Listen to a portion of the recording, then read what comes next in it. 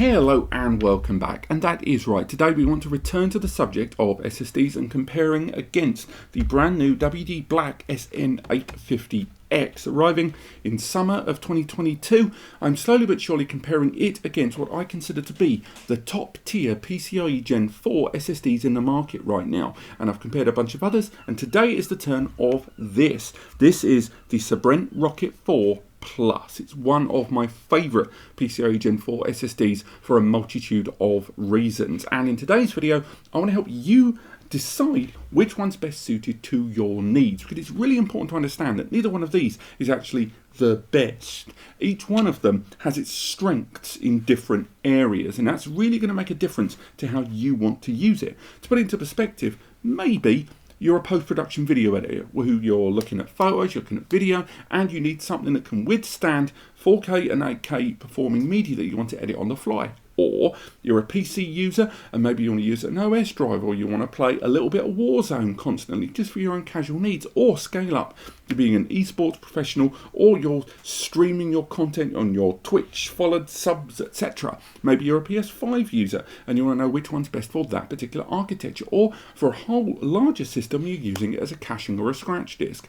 All of those situations require very, very different kinds of drives with strengths in different areas in terms of performance, durability, and overall sustained performance. So, today's video I'm going to help you decide, if you're one of those different users, whether you should go for the Sabrent Rocket 4 Plus or go for the WD Black SN850X. But before we go any further, it's worth reminding you that this is not the only WD Black SN850. Indeed, it's the second. The first one is this. The SN850 arrived in 2020. The X version arrived in 2022. 2 years of difference between them. Now, when the original 850 arrived in the market of autumn 2020, it was largely unopposed by anyone but maybe Samsung. It was one of the first 7,000 megabytes per second performing PCIe Gen 4 commercial SSDs. Hell of a title, right? But in the 2 years since it was released, lots of other brands have either utilized third-party R&D components from companies like Phison and Micron, or develop their own SSDs to challenge the original WD there. And in that 2 year period between each of these WD Black SSDs, things changed. And one of the most standout examples is the Sabrent. This plucky little brand, and I say little, they're not so little anymore, that normally you associated with docking stations, cases, and adapters, suddenly are really ripping the world apart when it comes to SSD, memory, storage, docking stations, Thunderbolt and more. And they have evolved exceedingly rapidly. But of all of their products, the one that I think that gets the most heat and the most attention is the Rocket Plus series here. So in today's video, we're comparing now the older Sabrent SSD versus the newer WD Black there. Now, we are going to be looking at price, we're going to look at value, we're going to look at performance, sustained performance, durability, and hopefully help you decide which one's best suited to your needs. Now, let's crack on with that first one there, the old change. Which one of these is better for the money? Now, real quick, when it comes to the actual cost and the actual price tag, this one wins. It's just the more affordable drive of the two. And indeed, because it's been around in the market longer, much like the WD Black SN850 originally had been in the market for that 2 year period, the Sabrent Rocket 4 Plus has had a lot of time to make itself available and to be far more adjusting with its price tag. Now, we will go into more detail about this later on, but the Sabrent SSD is actually made of components from about 2 or 3 different brands. SK Hynix for its NAND, for its onboard memory, Micron for the NAND, and Phison for the controller. The WD, on the other hand, is almost exclusively in-house. Now, that often means that the in-house drive, because they control development, it normally means that can make it a little bit cheaper because everything is using in-house brands. In the case of WD, that's SanDisk and Coaxa, and all of their in-house manufacturing of all of those components. But the time this is spent in the market, regardless of its high performance and recent upgrades to its architecture I'll talk about later on, it has managed to maintain a better price point there on each of its storage tiers there. So not only does it manage to be the better priced drive of the two? It even sneaks just under the radar with being better value. Now by that value comes down to several factors, because normally the one that uses in-house components would be cheaper, but this manages to rely on Phison, Micron and SK Hynix, with the WD relying on its own in-house development for the most part, and it still manages to be cheaper even when it's using, before I drop it on the floor, the in-house design, and still manages to be cheaper. Indeed, on top of that, in terms of design, it's worth highlighting that this drive also has a heat shield. That's not just a label there on the top. Both sides of this SSD have got a metallic heat shield covering all of the components. If you check out my review on this drive from mid last year, you can do my full strip down of it there, where I show you all of the components as well as the reviews linked in the description there. The WD Black, on the other hand, uses a normal kind of paper label there on the top, and this being the 2TB model, it is blank there on the other side. In the case of the Sabrent is double-sided at the 2 and 4TB limit there. But while we're talking about storage, it's worth talking about something else. Capacity. Both of these drives have gone a slightly different way in terms of storage capacity overall. Now, rewinding time back to that SN850 from 2020, when it arrived on the scene, it arrived in a 500 gig, 1TB and 2TB model there. So you had your three configurations there in terms of capacity. Now at the time, it was super expensive, PCIe Gen 4 was super new, and a lot of motherboards actually had a 2TB limit. Fast forward to 2022, however, and people's tastes and the price per terabyte for most drives has come down. Consequently, people are a little bit more demanding there. So the WD Black foregoed the 500 gig model there, starting at the 1TB in 2022 and a 2TB and a 4TB model there. And again, with the price rising per capacity, but as you get to the higher capacities, you generally found that the price per terabyte dropped a few dollars there. Now, Sabrent didn't exactly put their feet up. When it arrived on the scene, it arrived in a 1, a 2 and a 4TB model there, with NAND distribution across the whole board at around 1 TB per NAND module on the actual PCB there on board. But about 3 months ago, Sabrent and the Rocket 4 Plus managed to be the first, and to my knowledge still the only, PCIe Gen 4 commercial grade SSD that takes advantage of TLC NAND, very important, that can reach 8 terabytes. There is an 8 TB model of this. It doesn't increase the length. It doesn't go to a 22110 length. It remains 2280, but an 8 TB model of this. Now, not cheap. 8 TB of super fast 7000 megs SSD knocks you back about $1,499, but it's still an enormous capacity to be available there. And again, the only brand that manages to include an 8 TB model in its lineup has to be applauded there. The performance does dip ever so slightly, and we will talk a little bit about that in a moment, but fair play to them including that capacity there. Now, when we talk about performance on these drives, before we get to the performance itself in terms of traditional transfer rates and randomized IOPS there with as many quick operations as possible, let's take a moment to discuss their architecture, because that's going to be really, really important there. And I mentioned the WD Black has got in-house architecture. Now, we're still waiting for confirmation on the controller and the NAND precisely at the time of recording. And the reason for that is that WD have always been very clouded about their hardware components there. It gets very hard, even with the Model IDs, you know, within the first 3 to 6 months to find out more until real precise digging has been done on the architecture. And it's very proprietary and very closed book. But we ascertain that the controller on board, TBC, is the WD Black G2 NVMe controller there. And again, built on a SanDisk and WD partnership there, alongside the NAND on board being 3D TLC NAND. We're still waiting for confirmation if it's 114 layer or 162 layer, I believe there. A lot of people are kind of agreed that it's 114 layer NAND there, but it's still very good quality NAND there. And again, as mentioned, 1 TB chips on the 4TB being double-sided there. So some nice architecture. That is combined with between 1 and 2 gig of DDR4 memory on board there, and it's PCIe Gen 4x4 architecture on an NVMe 1.4 revision there. So again, with 5 years of warranty, great architecture there, comparable to that of its predecessor, with an improvement on the NAND there, and many firmware updates in those 2 years of release there to improve the drive further. Now, the Sabrent, very similar. It's NVMe 1.4, it's PCIe Gen 4x4, 3D TLC NAND. However, it now runs on 176 layer NAND there. Now, bear in mind, that is a recent update. So we are talking the last 5 months, give or take. So if you buy one of these SSDs and it was manufactured prior to that point, you will be running on 96 layer NAND, which is still damn good. But 176 layer NAND allows a better performance and, in some cases, depending on your utilization, better durability as well. But again, it's a very negligible term there.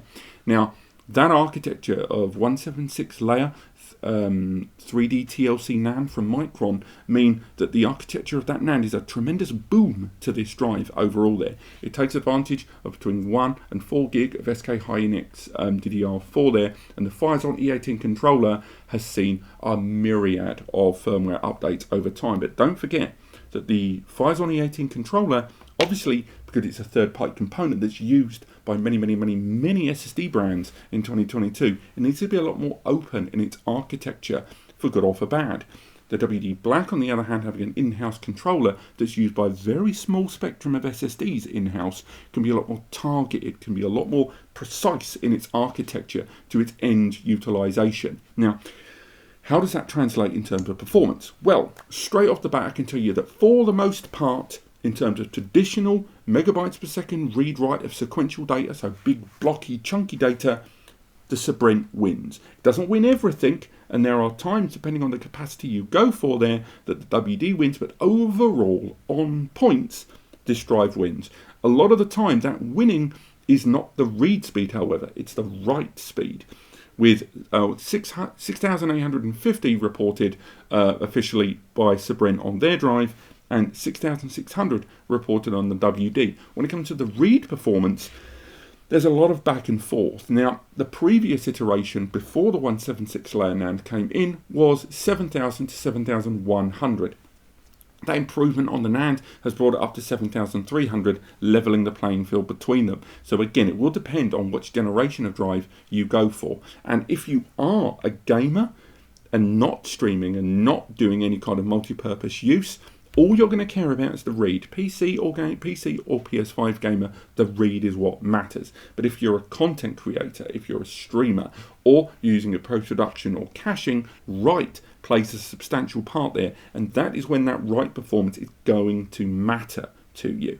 Because that increased write and that leveraging of the PCIe Gen 4x4 bandwidth there is going to be very important to you, because you are running processes where, although read is always going to have a part, you don't want to be bottlenecked in the other direction in any way, and particularly when you're doing mixed utilization there as well, regardless if it's 50-50, 60-40, 70-30 or whatever. Now, moving away from that, we can go to the very other end of the spectrum, IOPS. Traditionally measured in 4K random IOPS, this is basically the smallest operation you can perform randomly across the disk. Unlike those traditional transfer that I just mentioned just now, that were big blocky data that's all in a row or in a line, 4K random is about showing how many individual operations these drives can perform per second. And that is when 4K operations are being pulled randomly from all of the NAND. Now, between the two of these, it's the WD, 100%. In terms of 4K random IOPS, they have absolutely nailed it. Now, I don't know if it's because of the NAND improvements. I don't know if it's because the controller is so fantastically geared in the way that I mentioned, but this drive cracks the 1 million IOPS in read and write really early, hitting a height of 1.2 million read IOPS and 1.1 million write IOPS there. The best this drive does is around about the 800 to close to 1 million, depending on the situation you're booting it within. And again, I do believe a lot of that is down to that controller being a little bit more open in its utility, and the WD controller being a lot more precise.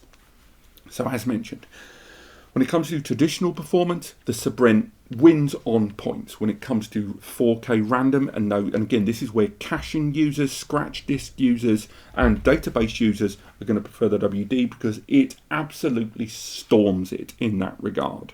Now, how you utilize the drive on day one may change over time, but ultimately most users are not just going to have this super fast drive and use it every now and then. Most users go for a high performance drive because they're trying to save time, money, energy, loading times, and one way or another it's going to be running quite a long time. That's why drives like these arrive with not only 5 years of manufacturer's warranty, but ratings known as DWPD or TBW, drive writes per day or terabytes written. Because you may not be aware, unlike traditional hard drives, which rely on mechanical parts moving inside, SSDs have no moving parts, so they're silent.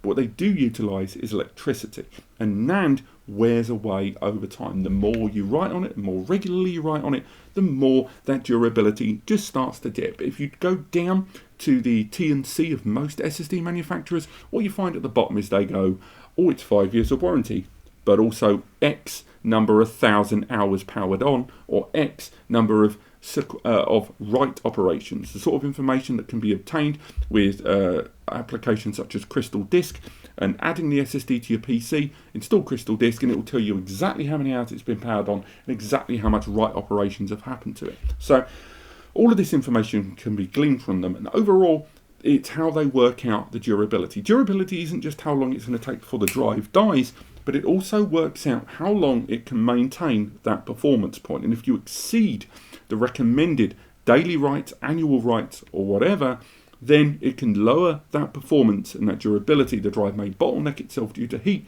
and overall you end up with a drive failing you a little bit there. So in terms of durability, this drive wins. It doesn't win by country miles, but it does win. Now, I'm not going to talk about mean time between failure. It'd be really easy to do that, but it's such an industry term. Mean time between failure is basically a drive running and then it fails on the next one. That measurement there is your mean time between failure. It's measured in millions of hours, and frankly, it doesn't really apply to most users outside of a very, very select enterprise tier there. Most other users should pay attention to the terabytes written and drive writes per day.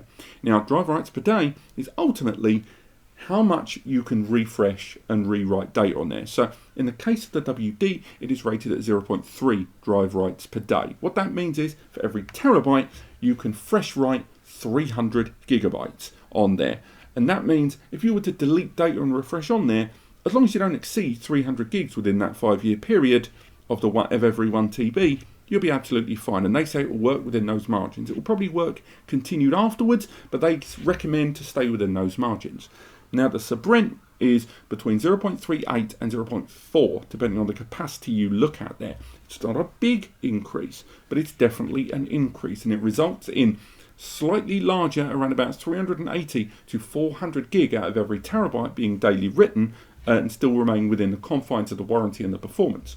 Now, another way this is measured is terabytes written, which is an annual workload figure, and then you find each tier that the WD is at, I believe, 150, 300, 600, 1200, 2400, and the Sabrent is going the other way. They're peaking at the 8 TB model at 6,000 terabytes written, or 6 petabytes there. So again, terabytes written is largely the same normally at every tier. That's why I try to rely on drive writes per day, but overall, when it comes to durability of sustained performance, the Sabrent wins by a hair's breadth there at the end.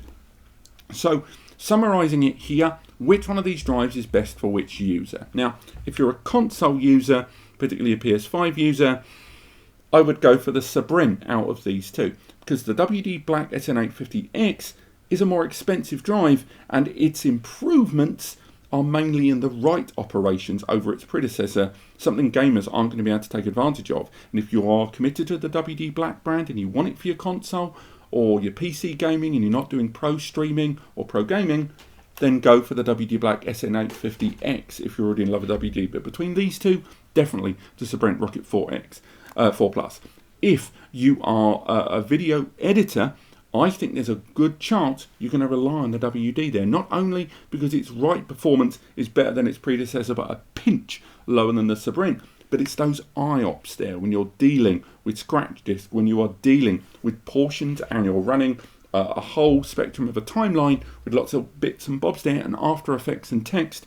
That's where the WD Black will be more in its zone, when it's pulling small shader effects and small bits of information from databases. If you are a NAS user and you want to use one of these drives for caching, I would say the Sabrent, thanks to its higher durability factor there and the rewrite cycle of most cache drives.